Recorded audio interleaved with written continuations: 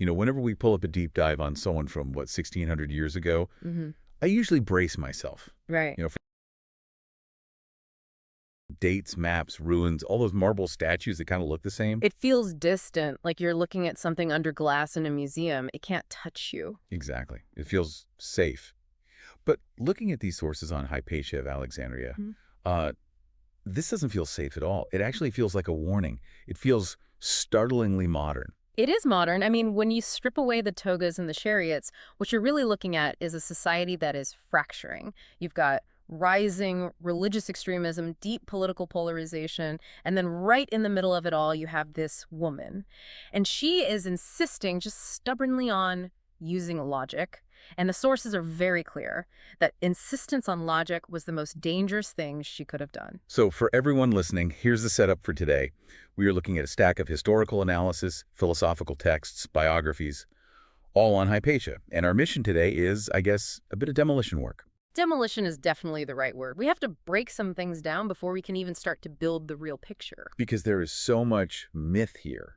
I mean, if you just Google her or look at those 19th century paintings, you see her as this mystic priestess in flowing robes, right? Right. Or she's just a tragic victim who got caught in a riot. And the research we have argues that both of those views just totally miss the point. They absolutely do. They reduce her. If you see her only as a victim, you strip away her agency. You make her passive. And if you see her as a mystic, you strip away her intellect. You make her magical instead of what she actually was, which was brilliant. And we want the brilliance. We want the reality.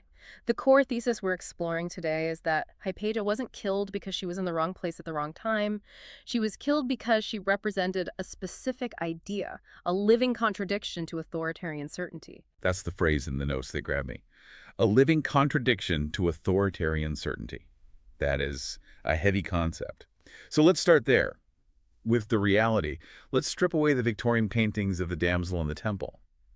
Who was she, really? She was a scientist. That is the first thing we have to ground ourselves in. She was a mathematician and an astronomer. If you walked into her lecture hall in Alexandria around 400 AD, you wouldn't smell incense and mystery. You'd see astrolabes, you'd see, complicated geometry on tablets. The notes mention she was a commentator on Diophantus and Apollonius. I actually looked those up. Oh. That is not light reading. That's heavy, rigorous math. Extremely rigorous. She was the head of the Platonist school in Alexandria. And this is where we have to clarify a big term that comes up constantly in these texts: Neoplatonism. Right. And this is usually the part where I and probably half our listeners start to glaze over. Yeah. Neoplatonism just sounds so abstract, like navel gazing. People sitting around asking, what is the meaning of a table? But you're saying for her, it wasn't abstract at all. Not at all. It was intensely practical. Think of it this way. In the modern world, we tend to separate science and spirituality, right? Sure. Science is for facts, how to build a bridge, how to treat a disease. Spirituality is for meaning. Why are we here? Well, Neoplatonism didn't have that split. For Hypatia, doing mathematics was a spiritual practice. Okay, I'm going to need you to unpack that. Yeah. How is doing geometry a spiritual practice? Because when I did geometry in high school, it felt more like punishment, not prayer. You and me both. Yeah. But it all comes down to the Neoplatonic view of the cosmos. They believed the universe wasn't just random chaos. They believed it was ordered, it was intelligible, it flowed from a single source, they often called it the One, down into the physical world we see. So the universe has a structure. Exactly. And because it has a structure, it can be understood. So when you study geometry or you track the precise movement of the stars, you aren't just crunching numbers. You are, in a sense, tracing the mind of the divine. You're seeing the blueprint of reality itself. That's actually a really beautiful image. So by understanding the order of the universe, you're aligning yourself with it. You're participating in it. The source material really emphasizes this concept of the ascent. Think of it like a ladder. The idea is that the human mind is usually trapped down here in the messy physical world of opinions, arguments, what you want for lunch, who you're mad at. It's mud. The daily grind. Right. But through rigorous discipline, math, astronomy, logic, you can climb that ladder. You can pull your mind up out of the mud and connect with that higher perfect order. So her classroom wasn't just about passing a test or getting a degree. It was about mental liberation. That's the key phrase. The text describes her teaching as thinking without surrendering to authority. Hmm. In a world where emperors and bishops were starting to say, truth is what I say it is, Hypatia is teaching people, no, truth is what you can demonstrate through reason. That seems innocent enough in a vacuum. Think for yourself. We hear that all the time today. But I'm guessing 480 Alexandria wasn't a vacuum. No, it was a pressure cooker. You have to look at the context. The Roman Empire is crumbling. The old certainties are gone. You have Christianity becoming the state religion and aggressively asserting its dominance. You have massive tension between the Jewish population and the Christian leadership. Knowledge was being weaponized. It was becoming, if you aren't with us, you're against us. Which is a terrifying environment for a nuanced thinker. Exactly. And here is Hypatia teaching. Just the pagans, just the holdouts. No, the sources say she taught everyone. That really stood out to me. She wasn't hiding in some bunker. And that's the radical part. She taught publicly. She would stand in the center of the city in her philosopher's cloak. Which was men's clothing, right? It was. It signified her status as a scholar. And she taught anyone who was capable of doing the work. She had students who were high-ranking Christians, students who were pagans, students from all different backgrounds. She was creating a neutral zone of reason in a city that was being carved up by tribalism. There's a specific point in the text. It says she viewed ethical refinement as a prerequisite for intelligence. That stopped me, because we all know plenty of smart people who are, well, let's just say they aren't good people. We see high IQ people doing terrible things all the time. We do. But Hypatia would argue that they aren't truly understanding reality then. She believed that if your internal world was chaotic, if you were driven by greed or anger or a desire for power over others, you literally could not see the truth. Your lens would be cracked. So you can't see the order of the cosmos if you're internally disordered. Precisely. So education for her was a moral act. You had to be a good person, meaning coherent, disciplined, fair to be a true thinker. That link between character and intellect is really missing in a lot of modern education. We focus on the skills, not the soul. But I want to pivot to the conflict. Because this neutral zone she created, it didn't last. It couldn't last. Not with the political dynamics shifting the way they were. Now, standard history, or at least the internet version, often frames this as science versus religion, the irrational pagans versus the fanatical Christians. But the sources here seem to argue that's a false binary. It is a false binary, and it's so crucial to get this right if we want to understand what actually happened. Hypatia was not anti-religious. She wasn't an atheist in the modern sense. Many of her most beloved students were bishops. She maintained correspondence with them. She wasn't fighting against faith. So what was the friction point? If she wasn't fighting a religion, why did religious authorities target her? She was fighting against unexamined belief enforced by power. Okay, that is a very specific distinction. Let's dig into that. It's the difference between saying, I believe this because I feel it is true, and saying, you must believe this because I have a sword. Hypatia represented the autonomy of the mind. She represented the idea that you have a right to question.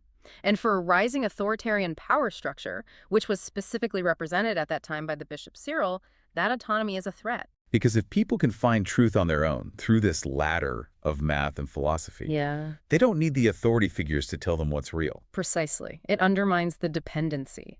And it wasn't just abstract. Politically, Hypatia was advising the civil governor, Orestes. She was essentially the intellectual backbone of the secular government. Wow. She was living proof that you could have a functioning, moral, orderly society that wasn't under the direct thumb of the church leadership. So she was a living example that their control wasn't necessary. Yes. She made them irrelevant, and that made her a target. The sources describe her death as a political assassination via mob. It wasn't random violence. It was a strategic removal of an obstacle. It's grim. We don't need to get into the graphic details. You can look that up if you have the stomach for it.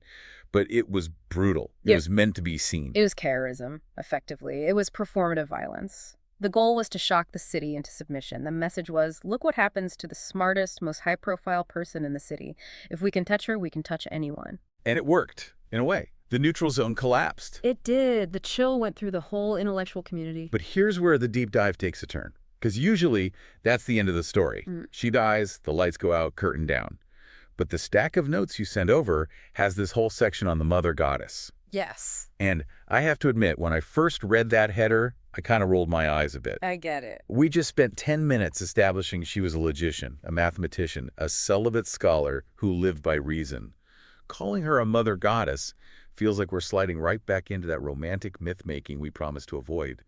It feels contradictory. It does sound contradictory on the surface, but the text here is doing something very subtle. It's distinguishing between the biography, Hypatia, the humor woman who lived and died, and the archetype Hypatia, the symbol that survived her. Okay, explain the archetype. Because she obviously wasn't a mother in the biological sense. She never married, never had kids. No, but think about how she taught. Think about the dynamic of authority we were just discussing. There are two ways to wield it. One is the king or father archetype in the traditional authoritarian sense. I command, you obey. I impose order on you from the top down. That was the force that killed her. Dominance. Do what I say. Right. But Hypatia represented a totally different kind of authority. Generative authority. The text calls it creation through understanding. She didn't force ideas into her students' heads. She nurtured their capacity to generate the ideas themselves. That sounds a bit like the Socratic method. It is similar, but with this Neoplatonic spiritual weight to it. She was described by her students as giving birth to understanding in others. Ah. That's a maternal function, metaphorically. She creates a space where a mind can grow, rather than a space where a mind is conquered. Wisdom that generates rather than dominates. I like that. It reframes the whole mother concept away from biology and toward intellectual stewardship. Exactly, and that's why the label sticks. Not because she was some pagan goddess, she was a human being, but because later generations looked back and saw someone who nurtured the light of reason when the world was trying to snuff it out. It's interesting that the very thing that made her uncontrollable to the authorities, her refusal to dominate, her refusal to be a tyrant, is what makes her this lasting symbol. That's the paradox, isn't it? The sword can kill the body, but it can't kill the pattern. And that brings us to the final, and I think most philosophical part of our sources, the idea of Hypatia's soul as a pattern. The soul is a pattern. That sounds very Neoplatonic. It is. The text argues that we shouldn't worship her as a person, but we should recognize the pattern she lived by. It lists the elements. Okay. Coherence, courage without aggression, intellect without cruelty. Intellect without cruelty is the one that really sticks with me. It's so easy to use intelligence as a weapon, to make other people feel small. I mean, social media is basically an engine for intellect with cruelty. It really is. We see smart people tearing others down constantly. But Hypatia's pattern was different. She had this sober intrepidity. She was brave, but she was calm. She stood in front of the mob or the magistrates, and she just held her ground. She didn't scream back. She didn't try to out-hate them. She just insisted on reality. It also lists femininity without submission. Yes. And in 400 AD, that was a revolution. Honestly, in 2026, it's still pretty revolutionary. It really is. We are still dealing with these exact same dynamics. We have algorithms that feed us unexamined beliefs.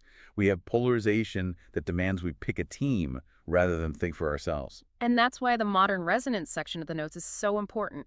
Hypatia isn't a dusty statue. She's a challenge. She models pursuing truth without permission. Pursuing truth without permission. That could be a bumper sticker for the ages. It's a fundamental human right, but it's one we often give up voluntarily, you know? We let the news tell us what to be angry about. We let our social group tell us what's true because we don't want to be ostracized.